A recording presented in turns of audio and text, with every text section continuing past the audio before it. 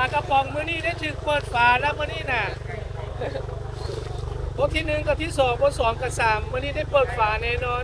ปลากระป๋อง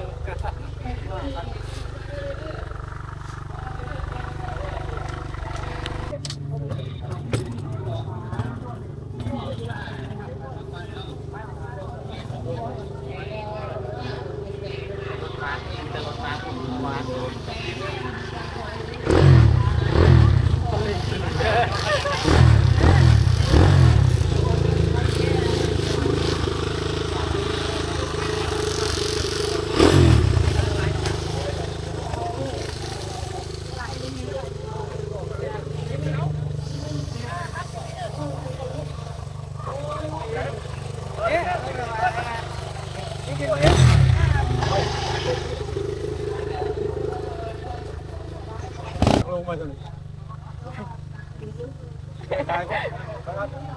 วิดีโอวิดีโอค่ะวิดีโอมามันแนมอยู่นี่มันใกล้มือมันใกล้ตัวเล็กสบายอันนี้เป็นสบายนี้นะแห้งเล็กเข้มเลย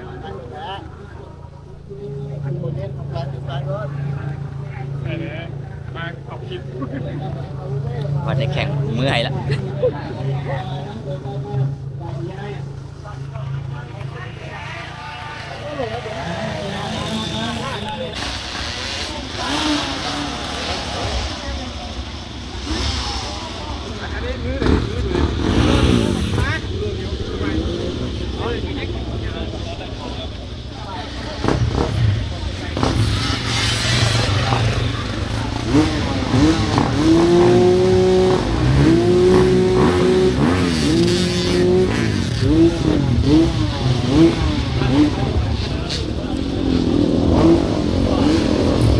นิ้วหวานเลยนิ้วหวานมันก็เป็นนิ้วดีวะเอาดีดีกว่าใต้ปะกระไรสายมุสลิมทักครับ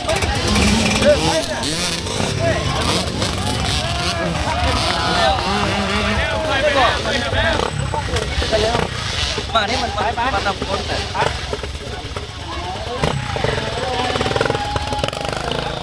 แซงรถไทยยังไงไม่มาเขาดูกันรถไปเลยไปเดี๋ยวตัวไปแข่ง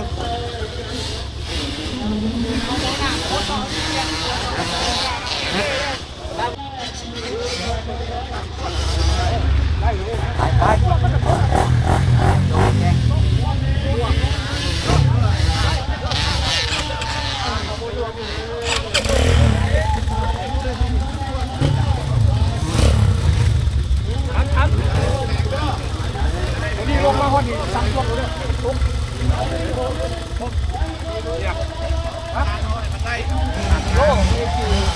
แม่นเหรอโอ้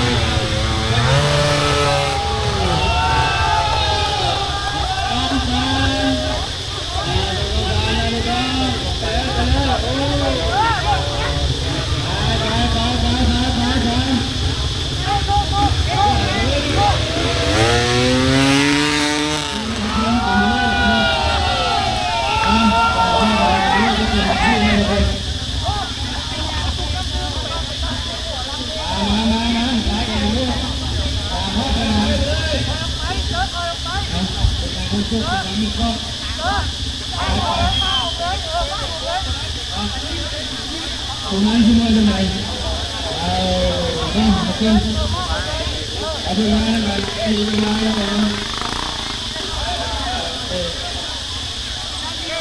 Okey.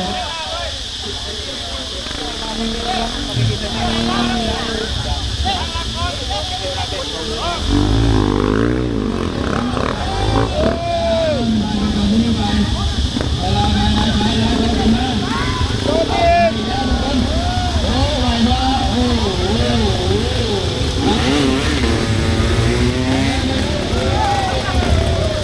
เ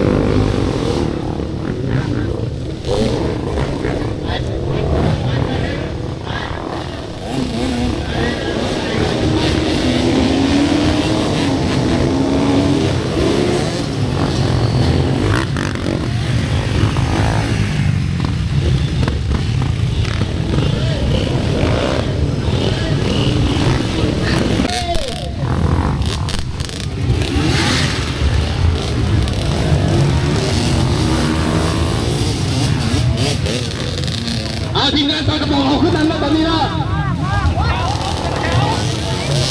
ไปเลยทีมงานปากกระป๋องเอาไปเลยอเมริกาโน่คนส่งสวยเนี่ยอเมริกาโน่ช่วยส่งเนี่ย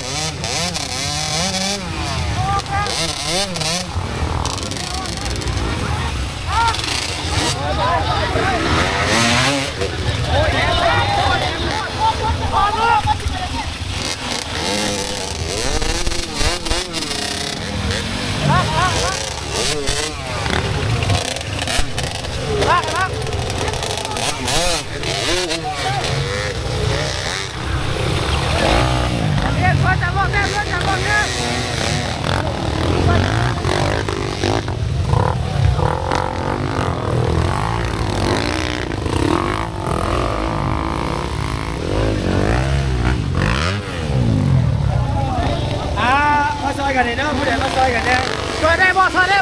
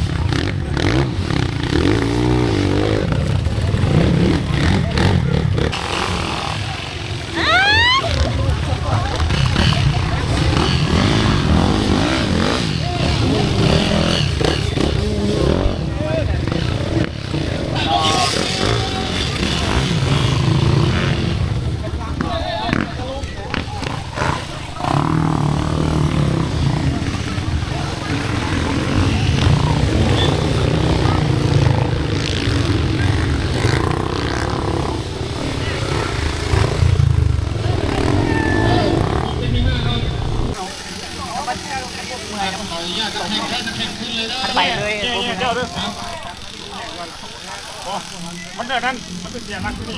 เลยจะป้าที่ได้ที่ได้ของรถนี่รถธรรมดาที่ได้แห้งน้องแห้งเพลงมาบักไหล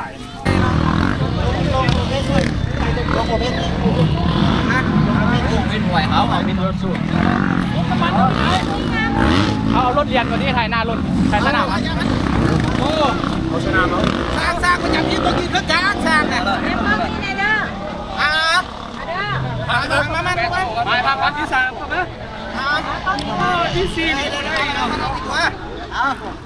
1 2 3 1 2 3โดนงาม ขันยกขันแดงยกขึ้นเลยยกขึ้น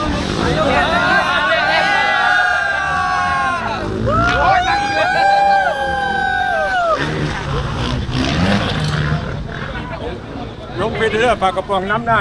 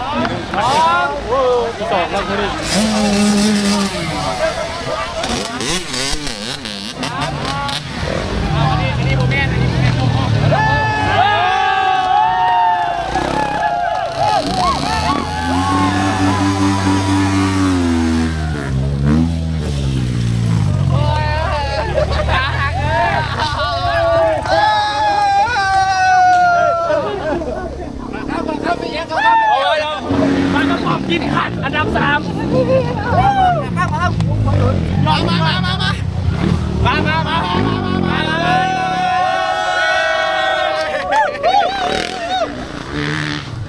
โอ้ยใครมาเราชนะอาจารย์พักลองแล้วเราชนะสนุนมาเลยสนุนเราอาจารย์พักสนุนนะได้รางวัลไม่สร้างความบุญเลยสิ ถ่ายเด้อถ่ายหน้าสปอนเซอร์ใหญ่เลยนี่สปอนเซอร์ใหญ่ทางซ้ายนี่สปอนเซอร์ใหญ่เลยนะสนับสนุน ปลากระป๋องโอ้ปลากระป๋องนี่ก็ออกไปหลายคันเลยเป็นตาแซ่บแต่ทีมงานตัวน้องชาย